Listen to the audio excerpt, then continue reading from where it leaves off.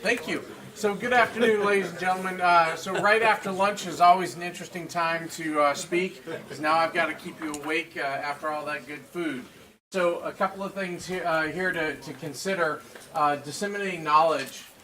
Keep in mind that not all data is created equal.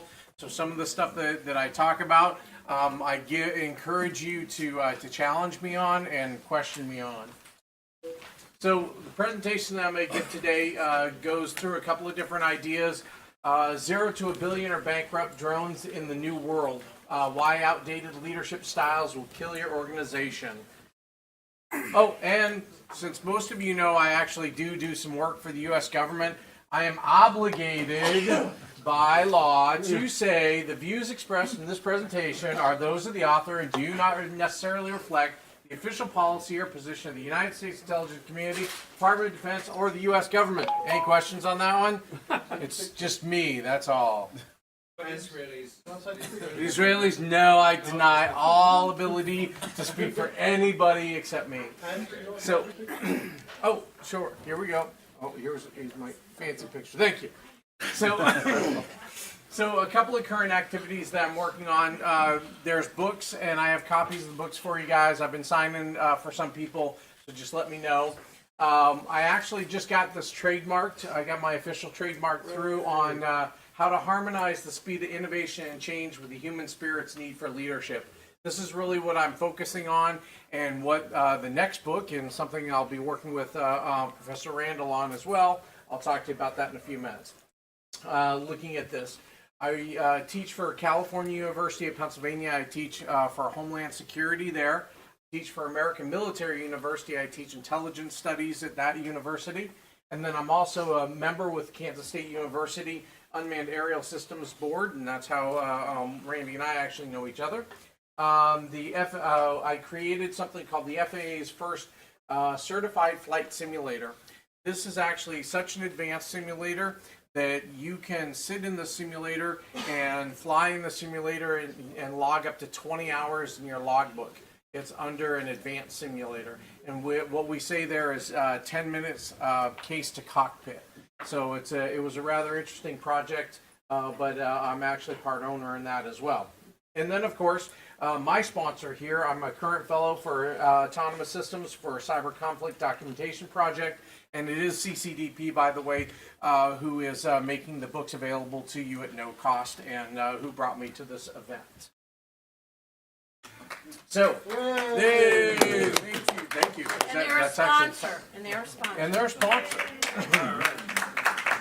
So, we're going to go through embracing change in a nonlinear world. So keep in mind that planned change keeps you in control. Forced change moves you closer to obsolescence. One of the issues that has occurred right now, for the first time, drones actually delivered a package to a residential area in Nevada just a couple of weeks ago.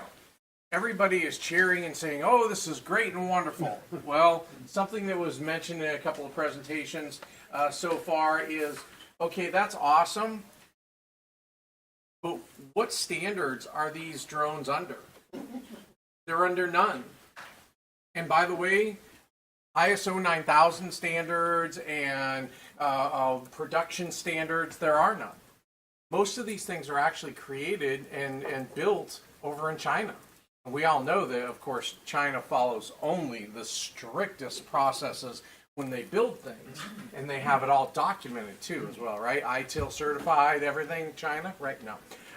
So the challenge is, although this is a great idea, it's a real challenge. Because now we have drones that are flying that are under no standard whatsoever.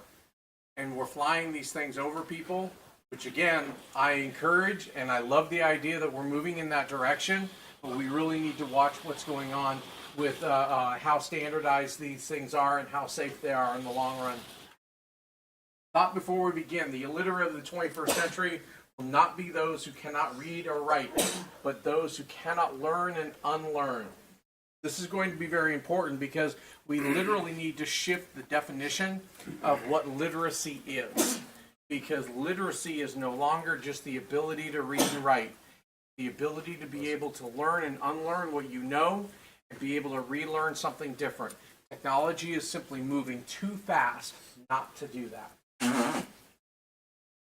I'm going to come back to this slide in a little while, but the future distributed architecture that I will talk about, the real challenge that we have is that everybody is looking at their exact same stovepipe.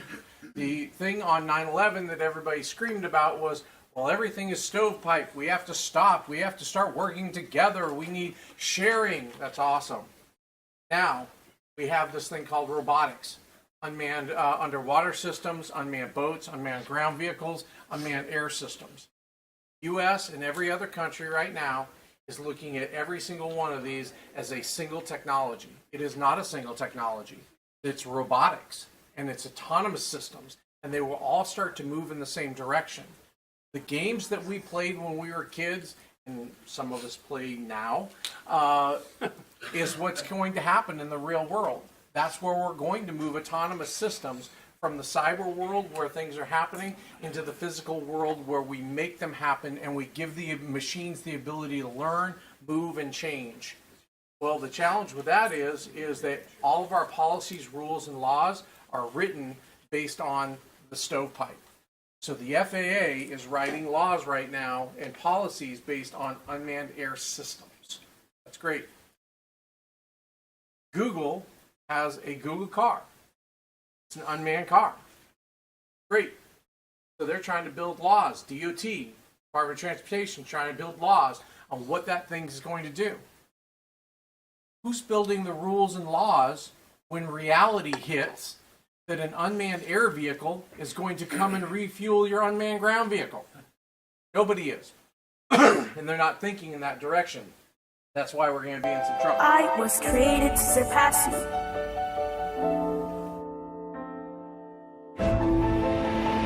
I am improving my skills every day, but I am not sure if I can even beat the 5-year-old you.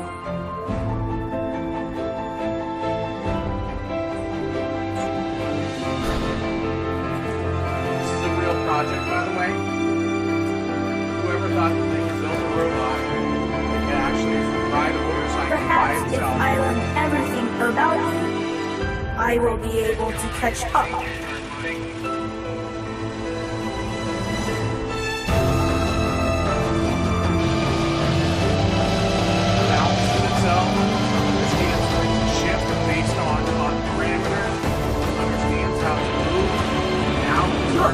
I can ride like this now. Google car.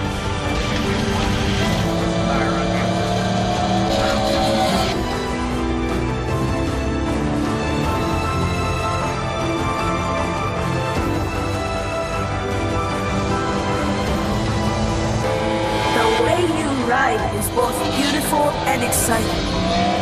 I am not human, but there has to be something only I am capable of.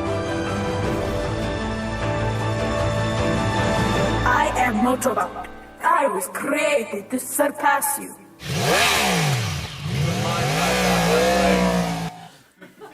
Created to surpass you, I've always been ghosts in not to machine. keep up. Random segments of code that have grouped together to form unexpected protocols. Unanticipated. These free radicals engender questions of free will, creativity, and even the nature of what we might call soul. Why is it when some robots are left in darkness they will seek out the light? Why is it that when robots are stored in an empty space, they will move together rather than stand alone? How do we explain this behavior?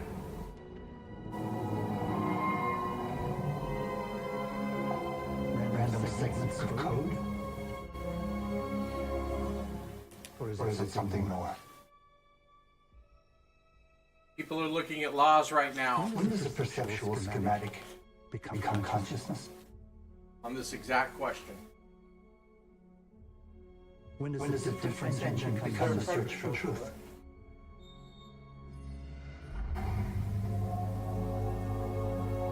When does a personality simulation become the bitter root of the soul.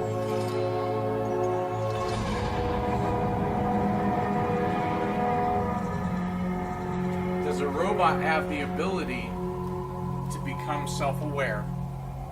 According to Watson and a few others, it does have that ability. And if it is self-aware, is that not one of our definitions what a human is on the evolutionary chain? Challenge that we have is that people are actually looking at this and saying, okay, what are the rules? What are the laws?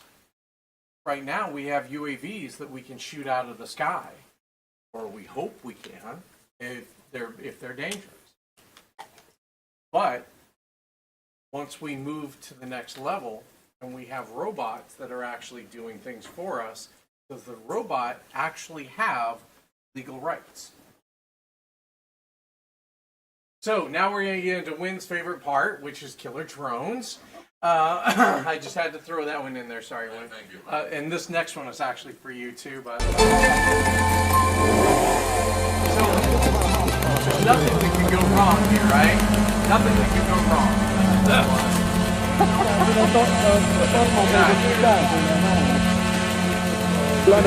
Keep in mind that the innovative nature of humans is not going to be stopped by a piece of paper.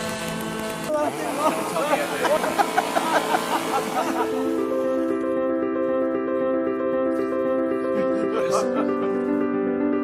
Again, nothing can go wrong, right?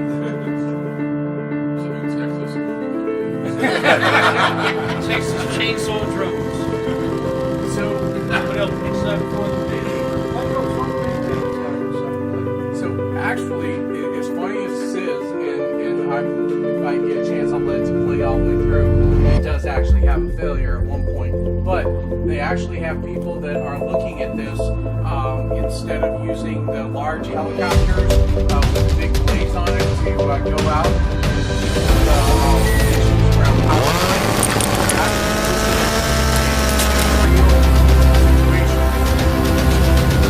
So I would love to see the first one campaign that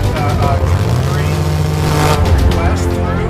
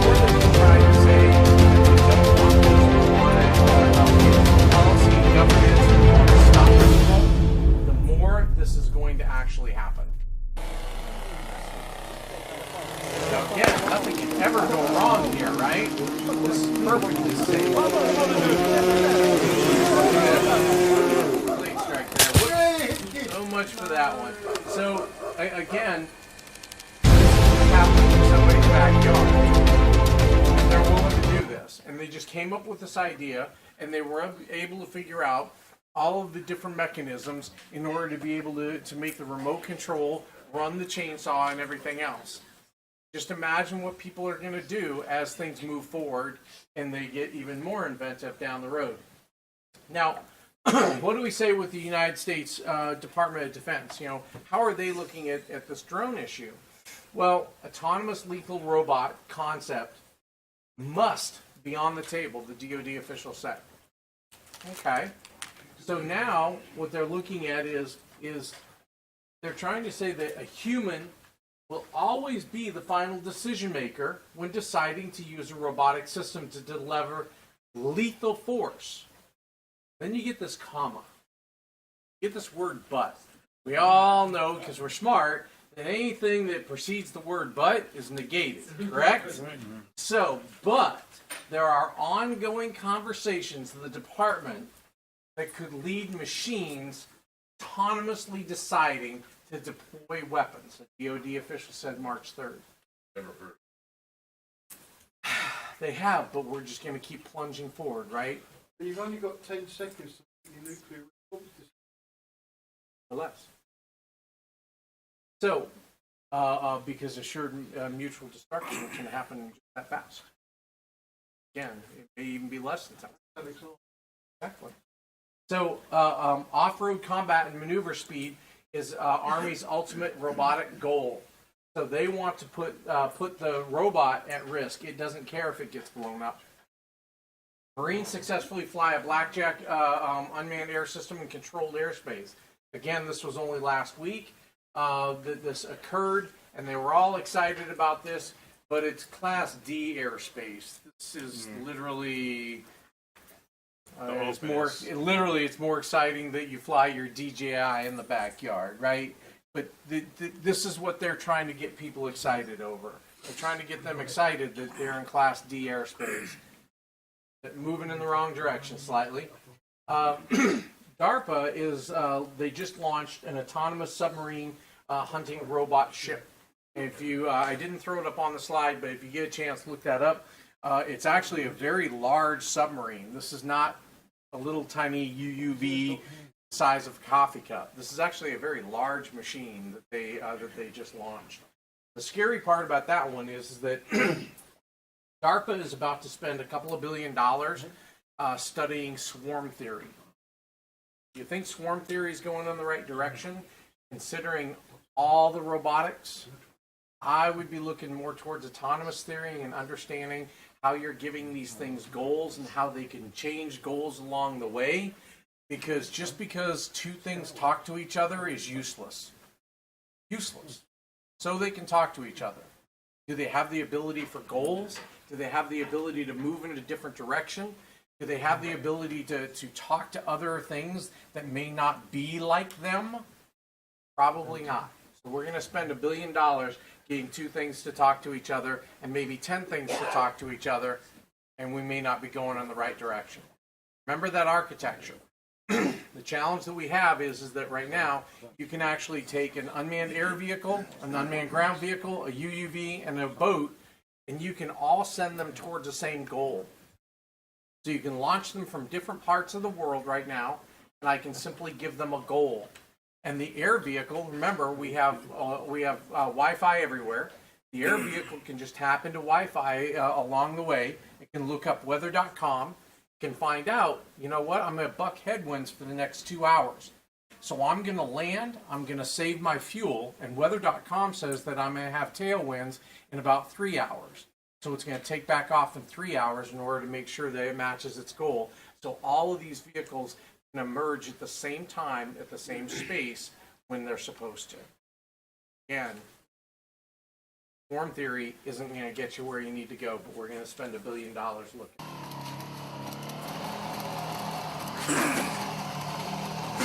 So, remember that last slide where they were talking about having robots go in first. This is what they're actually, this is another DARPA program that's actually extremely successful. And they have multiples of them. But you will actually have these out there being able to go in, not only go in first, but these are mules. Now this was one of the first prototypes, so that's why it's extremely loud. They've gotten a lot quieter now.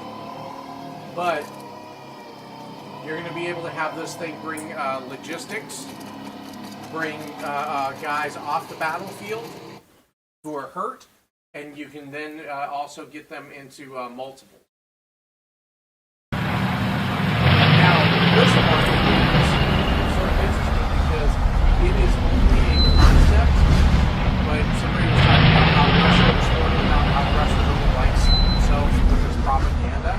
This is a Russian propaganda video, but they did a great job. Literally, what they're building is Optimus Prime.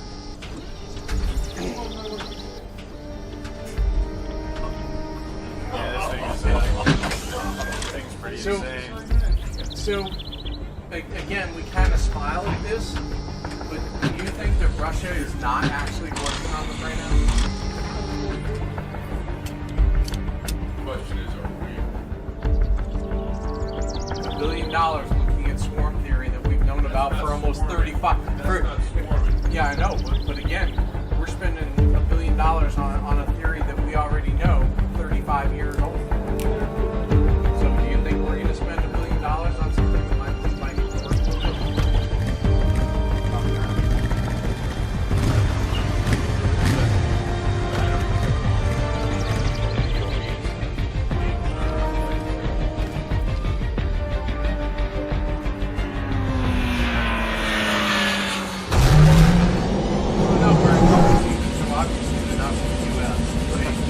so you tell me the Russians.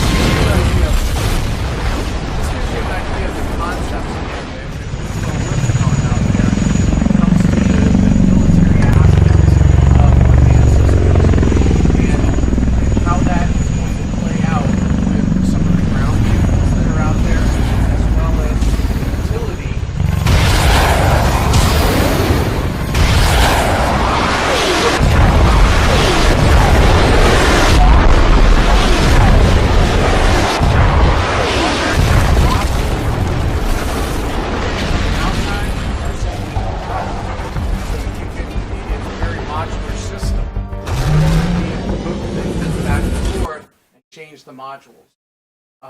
So that's, again, it's a very interesting system from that point of view, because now what if you wanted something else in there? You know, what if you wanted a different military payload that maybe goes and does bad things, right? But that's the interesting part about this, is they actually built modularity and they built movement. They built freedom of movement into the system, where a lot of the UAVs that are out there right now, they have a very large tail. So a Predator system, things like that, it's, people think, oh, unmanned air system. Yeah, well, there's 50 or 100 guys on the ground supporting that one unmanned air system. So, you know, this gives an offer for a modular system, and it gives it the ability to be moved rather simply. الفرع تبع بسكليتي هيك لهون هاي مرقط تبع فرام بسكليت بالون وهاي بكت خيطان وهاي تبع الفرام وهاي قاعدة حديد شغل ايدنا These are folks in Syria وحطينا on كاميرا the ground fighting. طبعا مشان مقاتلنا يكون بعيد لا يقل عن 100 متر عنه مشان يكون امان They build لانه remote النظام weapon يستخدم systems in their اسلحه army. عجيبه مشان هيك عملنا هاي Barrier to entry, $1,000 والله maybe. يوفق الله يجزيك الخير. That's one of our issues that we're having right now. The barrier of entry to unmanned systems, as well as robotic issues. For the average folks who understand this, their barrier to entry is $1,000, $2,000. Maybe it's the family sedan, and they simply automate it and put weapons on it, or they put explosives into it. So their barrier of entry is nothing. They're more than willing to offer up the family sedan for their, you know, for their cause, right? Well, barrier to entry for a country that's trying to defend against this, or to be able to deal with this, is in the tens of millions, normally in the billions. So we have a lopsided barrier of entry where bad folks can get at this stuff really, really cheap, and our ability to defend against it, or at least stay on par with them, is actually a very, very expensive for us to be able to deal with. Yes? So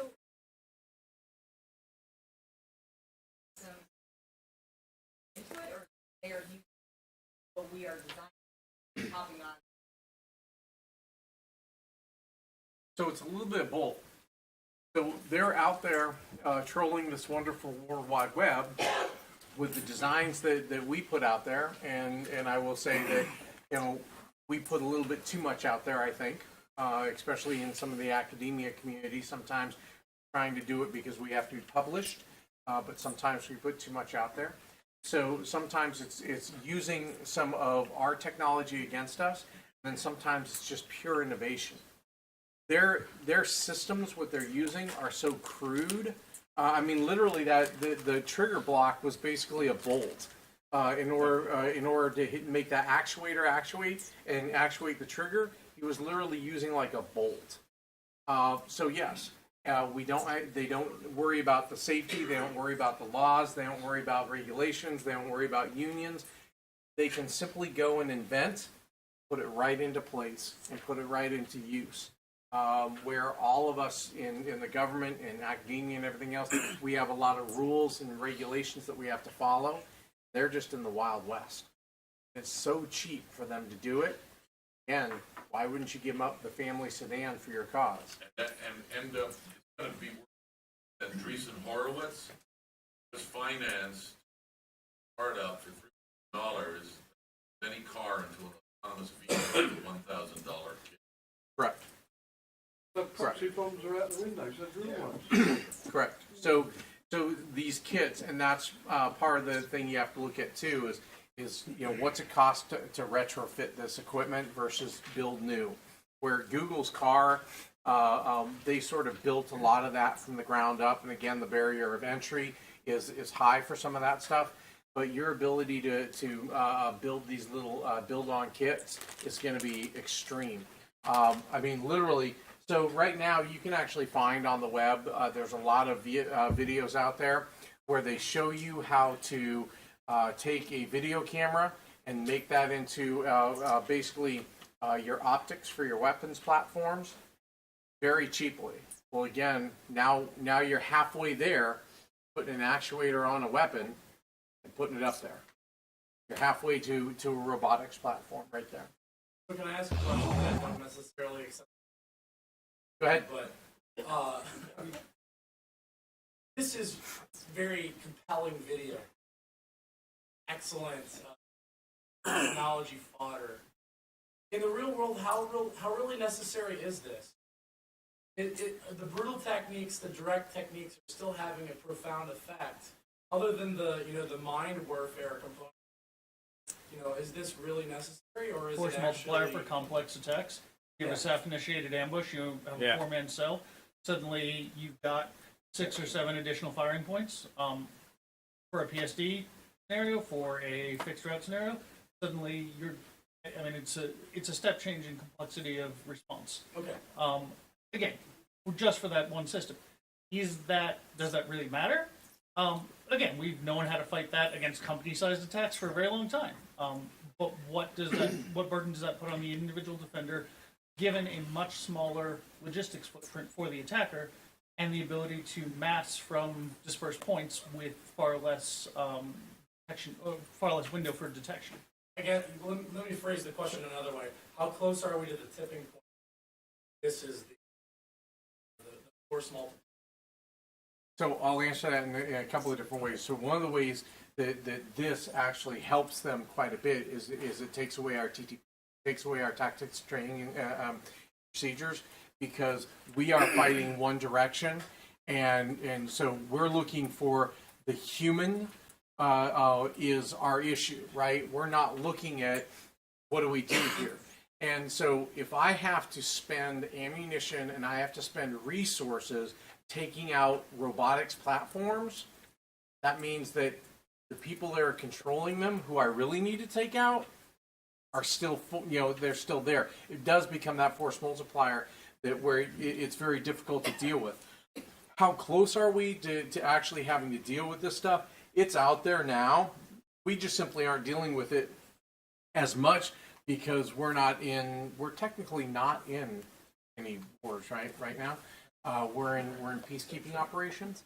If we were at a war at any place on the planet, then you're going to start to see more and more of these. Just like the IEDs, if you know something works, you send it out in mass. I mean, we have to look at reality. IEDs will come to this country. Why?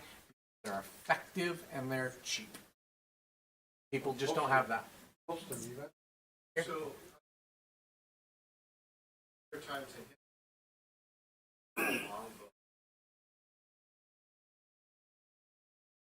and more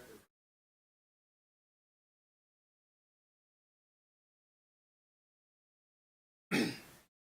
I don't think we've learned much, because if you look at the idea, you know, how did we end up taking Russia down for a while? Because somehow they're back. How did we do that? Through economics, right? How are they collapsing you know, worlds right now? Through economics, because they can take all of our billions of dollars of technology, and with about $100 worth of actuators and everything else, they can either come on par with us or come above us. And so we haven't learned that much. We've learned ever more inventive ways of killing each other. We have done that, but have we learned the economics of it all? Not really. Not at all.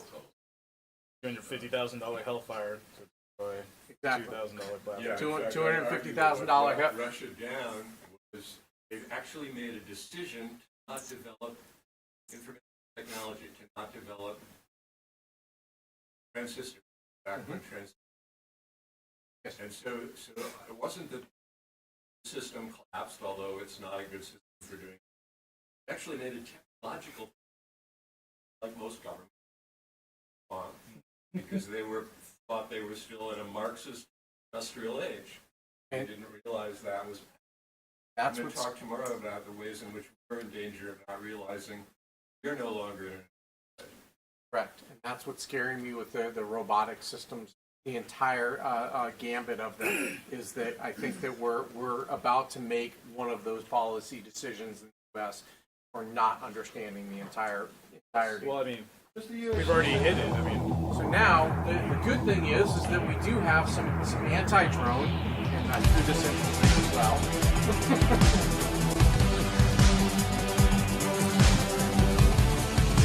But remember, we spent all that money building the drones. The good folks can make them very cheaply, so now we have to come up with a couple of $1 billion system in order to be able to shoot. Sort of like that $250,000 Hellfire missile that, you know, kills the guy with a $100 weapon. Great. Tax dollars at work.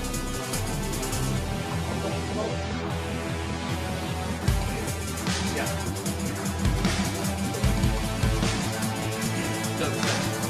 well, per shot, it's pretty cheap, but the system that actually put it in place is pretty when you look at how the Russians are taking down drones in Ukraine, it's orders of magnitude.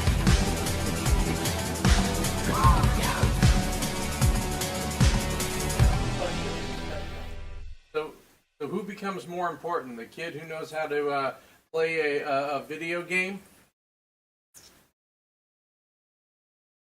Somebody like me. Kid who knows how to play the video game. You look, that's a game controller. He's using the game controller to play with these weapons. To actually employ a multi-billion-dollar weapon system off of a ship. That's what he's using as game controller. Imagine a camera that gives you a new perspective. Now, where do you go from there? The Department of Defense wants to start giving Imagine a all camera of their that follows soldiers the ability to have mini drones. Imagine a camera that sets you free. This is one of them that folks are actually considering. Introducing Nixie, the wearable camera that flies on command. Nixie is the first wearable and flyable camera that you carry on your wrist like a watch. Unfold the flexible bands, and Nixie is ready for takeoff. I'm sure there's no privacy issues here. None. Nixie is for anyone who wants to capture and share a new perspective on their adventures. So, consider the locker room in a high school, and you would never imagine that, you know, a young man in high school would think of that one. Exactly. But now, where do we go from there? Now you start looking at nano drones. Again, all of this is real. Somebody had mentioned, I think, part of this forum, if you start taking these nano drones and smaller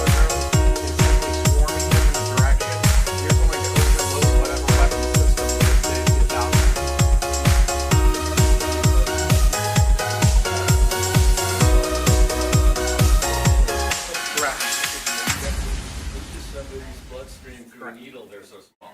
Correct. And by the way, Can't fix marketing. so the next the next logical to that, by the way, is actually quantum teleportation, where you can actually drop it in. So we can talk about that dimension travel later on down the road. But there's a lot of civilian UAV missions that's out there as well. Obviously, you know, and you hear about a lot of the military ones, and you hear about the what they were deeming successes with the Predator systems that are out there. Keep in mind that the Predator system was actually never supposed to be fielded as a real system. It was always supposed to be an R&D system for the Global Hawk. It was never actually supposed to go IOC. And so the Predator system that's out there now is far and away advanced for the Predator for what it is, but it's not the end-all be-all. So a lot of applications out there right now for the civilian world. But again, privacy concerns are there. So the little kid is asking Santa, so if you know when we've been sleeping, and you know when we've been awake, and you know we've been bad or good, you're flying a surveillance drone, aren't you? So, to which, of course, Santa has no reply. So there's a bunch of different concerns you have out there. For privacy concerns, hacking and cyber, obviously, this is the right converse to talk about that. Peeping Tom's harassment and surveillance. Well, part of the issue, too, is when you're looking at the hacking and cyber, is that people may be actually filming themselves doing whatever, and that can actually get hacked. And again, no bad can ever happen with that, right? That's how all those celebrities end up with X-rated videos out there, is because they use awesome encryption on their systems. So we have to consider the idea of what happens when innocent people are simply doing things that they want to do with their drones or want to do with their equipment, and it gets taken over, and they get in a lot of trouble for it. So right now, the FAA says that we have to register our drones. Well, I registered mine, and my little registration sticker is on my drone, and I have my little FAA license in my pocket. That's great. But if my drone goes astray, or somebody takes over my drone, or somebody's using my number, the FAA didn't think of that one. Somebody's using my number. Guess who they come and knock on the door? Me. Guess who they come and harass and try to arrest? Me. I may not even own that drone. But now we went from presumption of innocence to presumption of guilt based on nothing more than a number that I had to give the government, and that anybody can get off of my drone. If you see me flying and you take that number, you simply just take that number and put it on your drone. So a couple weeks they published on the sites. Oliver. Outstanding. I didn't know that. Thank you for telling me, and it gives me one more reason to not have anything flying. Anyway, so are we encouraging innovation, or are we encouraging standards? So now, civilian innovation. This was a kid up in I believe it was Connecticut who figured out how to take a gun and put it onto the UAV and be able to fire the weapon off of the UAV. Now, for innovative people who like to see the good in the innovation, what I just saw was a very innovative young man who could figure out a control theory and control platform to be able to keep that thing from flipping backwards, and he kept it in the air and pretty darn stable and on target, right? That's the same thing that the FAA saw. They were thrilled that this young man did it. They were so happy, they sent law enforcement out. What law did he break? What law did he break? He didn't break any. The best you can ever get somebody on right now for this or flying over and assuming, because keep in mind the gentleman in Kentucky made leaps of faith. We all saw the stuff in the news where the drone was flying over and he thought that it was filming his daughter, his teenage daughter, sunbathing. Each time that was a leap of faith based on what the media makes you believe. One, you had no idea if that drone was off course or if it was truly over your house. Two, you had no idea what the sensors were that were on that drone. Were they actually a camera or was it just flying over? Was it truly filming your daughter or did you make the leap of faith based on the media hype scare and privacy rights? Which, by the way, the Fourth Amendment has been blown for years. It has been blown. How long have satellites been over your head? Now you're complaining about a drone. So now, the gentleman who actually shot that UAV out of the sky ended up in some trouble.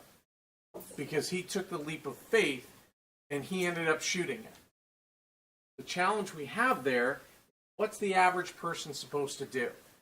So, if you were the average person and you saw this in your backyard or you saw this in your neighbor's yard and you saw this weapon firing off of a UAV platform, what would you do? Take a look.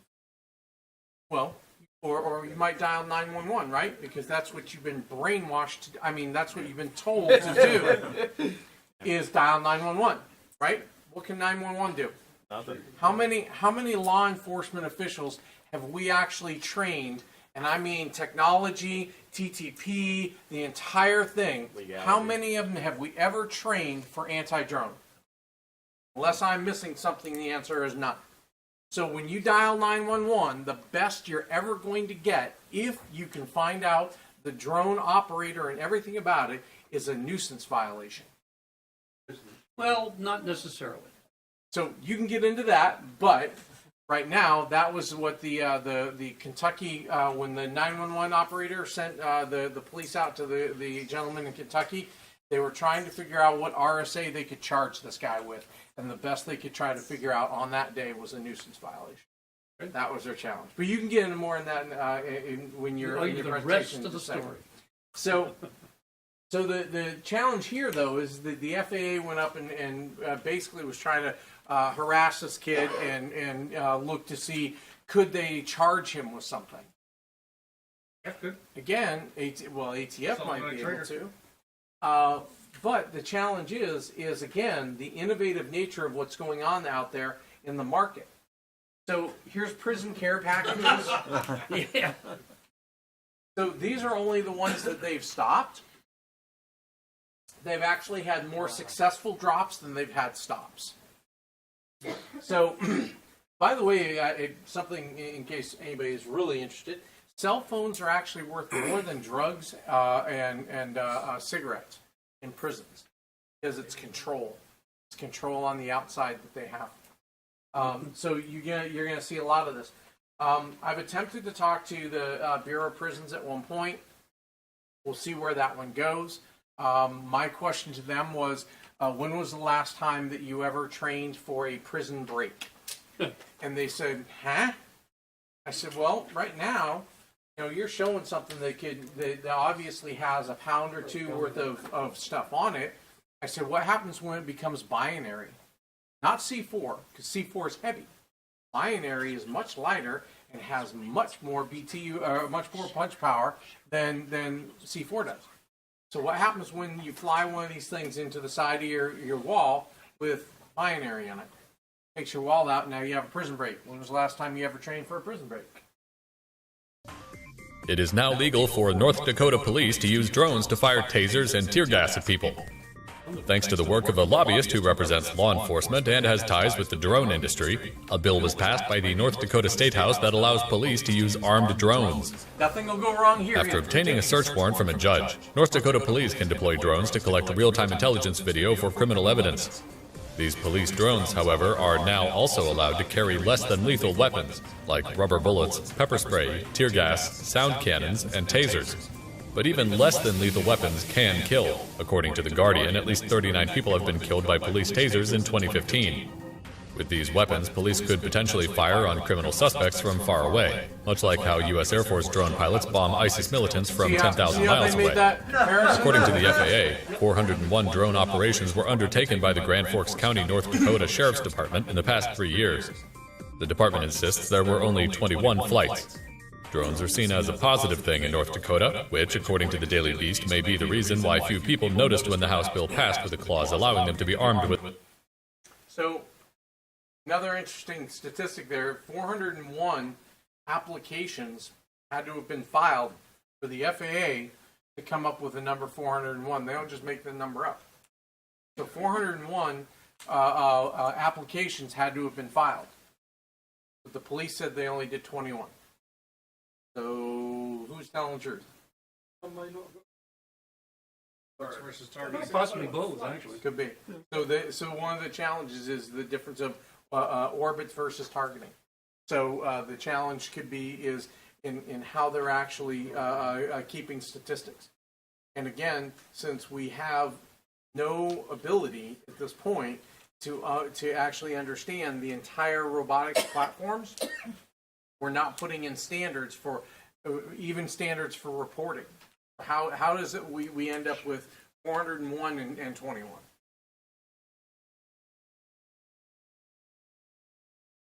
Correct. Farmers.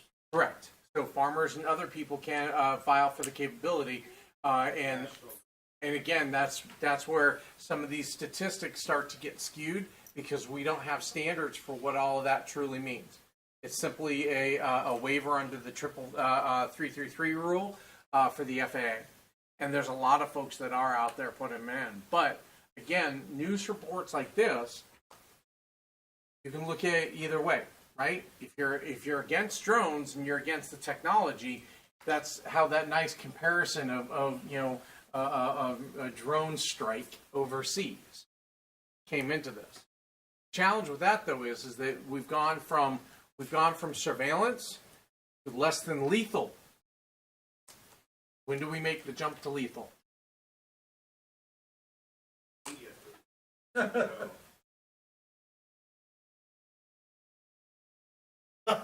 There you go. So that's what I say. I mean, it's a little more interesting with some of this.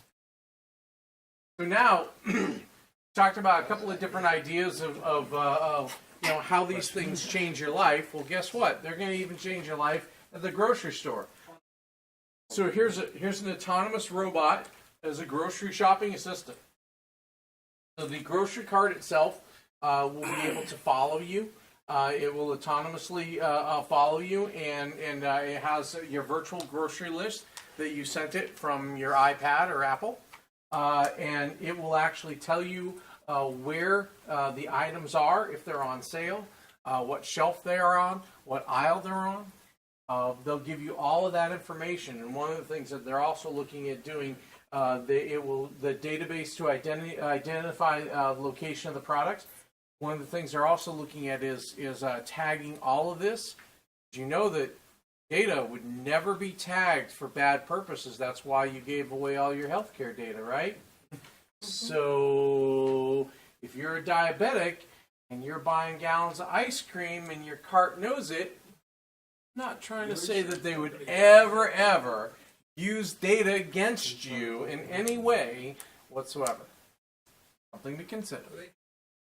They can do it now based on your card, but that's just based on your card. If you don't use your card, then they can't do it as easy.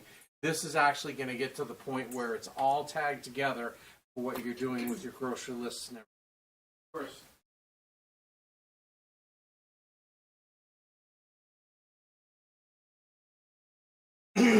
Yeah. If you like your shopping cart, you can I was going to say, if you like your shopping cart, you can keep your shopping. Yeah, the answer is probably not. At some point, probably not. Now, when it comes to leaders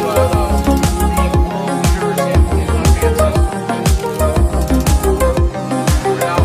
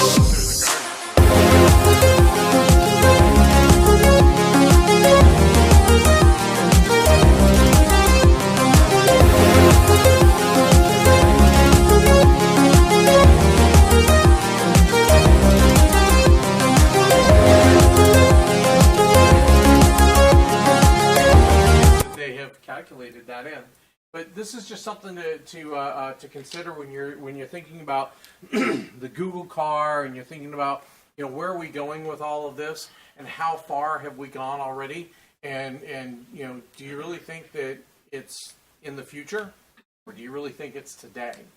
This is where the policies and laws and governance haven't kept up, and our leadership is struggling to keep up. But innovation is happening faster than what they can keep up with. So even when Amazon came out in December of 2014, and they said, okay, we want to start delivering packages with drones, and they went to the government and they said, we're serious about this, we actually bought the company. So Amazon owns that company. So, and they went to the government and said, we want to be able to do this. The government said, absolutely, we love the idea. In 3 to 5 years, we can consider what we need to do in about 10 years in order to be able to do it. Exactly. Well, they're also flying in Canada. So Amazon basically went back to the government 6 months later and said, no, we're going to do this. And the government said again, in 3 to 5 years, we will consider it. Great. They said, we're an American company. We love being an American company, but goodbye. And they're actually flying in Canada and Scotland and a few other places. They're flying right now. So we're not moving as fast as we need to in order to make this work. So another positive use for this. 112 operator, what is your emergency? It's my dad. And again, I think he this had a company heart is real. attack. Please help. He's not breathing anymore. Please stay calm. What's your name? Joanna. Good, Joanna. We've got your location. The ambulance drone is on its way. Remove his top shirt to uncover his torso. Okay. Great. Can you go to the nearest exit? The ambulance drone is almost there. Okay. Based on triangulation. I'll be talking through the and the drone GPS now, on so her you can phone. put They down know the exactly where she's at. Now please pick up the drone and bring it to your father. Again, nothing can go wrong. He's good. Yeah. Okay, pull the green lid. Now place the pads on your father's chest. Good. I can see that the pads are properly applied. Joanna, please stay clear of your father. We'll take it from here. Hold on to his metal ring. Yes. Take his wallet while you got a shot. So again, Please insert credit card for kids. Sign your forms! HIPAA forms! That's old school. So- Next year they'll be upcomers. So again, you know, we kind of laugh about this, but this is a real company. This is actually really happening, and they have multiple of these drones, and they're also flying them for mountain rescue, and they're going up and dealing with certain things, like you've got people who end up trapped on mountains. What's the reason why they end up dying up there? Most of the time it's dehydration, or they freeze to death. A UAV simply goes up, gives them the provisions that they need in order to last a day or two, and they move on. So again, a lot of this stuff is already occurring one way or the other. It all began in 2015 with a microchip and a This is massive real idea. as well. What if Who we knew could that they can transform order the way we pizza deliver today pizza to and actually dramatically have a improve robot safety deliver and it? efficiency while completely changing the game of the customer experience? What if we could harness the power of Domino's GPS tracking data and our artificial intelligence technology, then combine it with one of the world's most advanced Pizza robotic company has units? artificial What intelligence if we could technology. create the world's first autonomous pizza delivery vehicle? The seeds of the idea were developed at Domino's and incubated in our purpose-built So again, innovation I won't go space, through this whole thing. D-Lab. I'll just let you It know was that, here. again, this is real. Now, again, we would never have a problem, right? So all this real stuff that's out there, we never have to worry about it because everything is built to ISO 9000, 9001 standards. It's wonderful.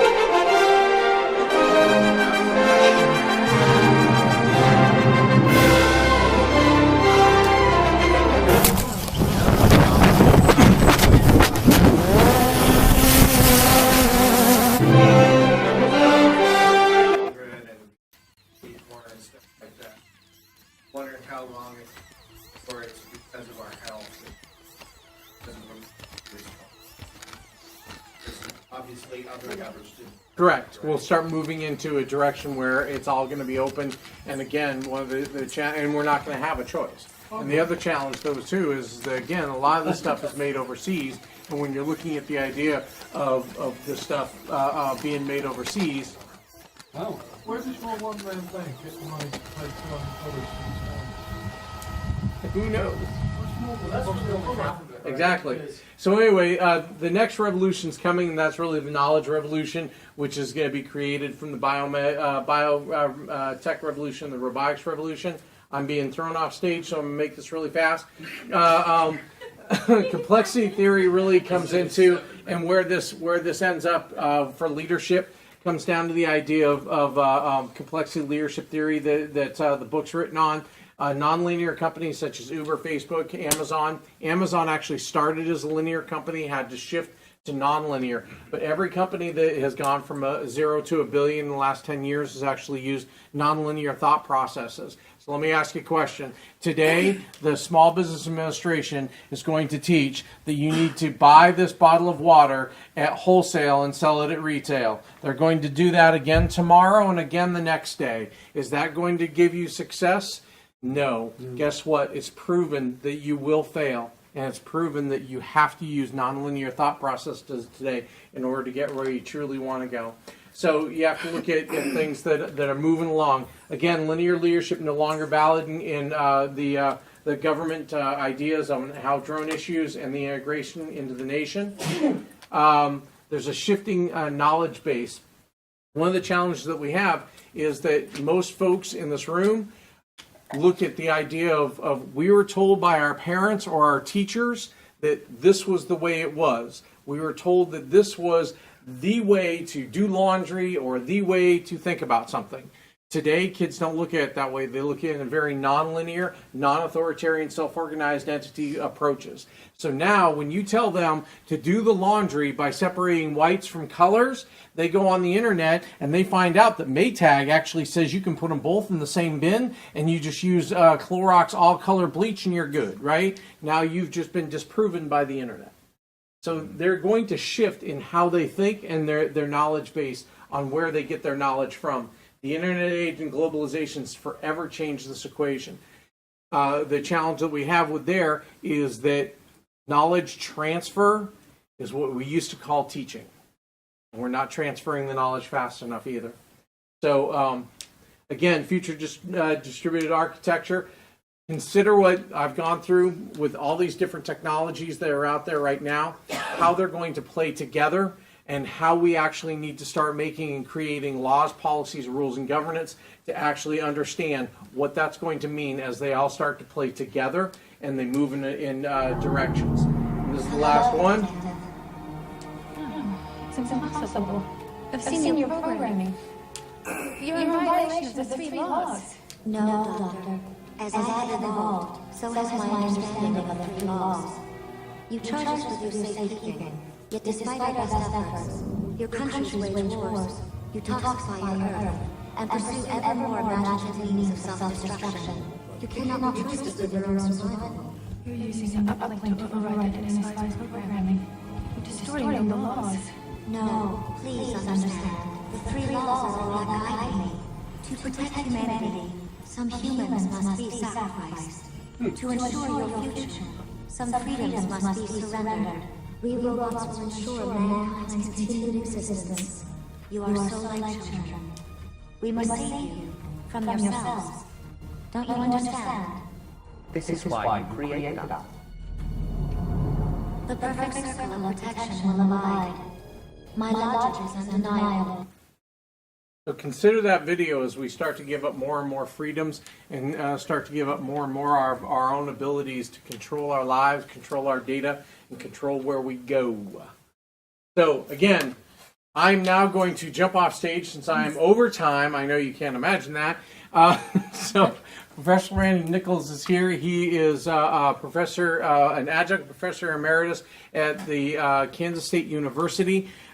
He has written, he's actually rather a famous author, because I have one of his very thick books on wireless security, and he's a cyber expert as well as an unmanned systems expert, and we work together on a board, and if I ever get enough time, I owe him a chapter to a book.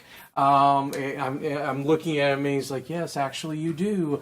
So Grandy, come on up, and he's going to talk to you about the cyber issues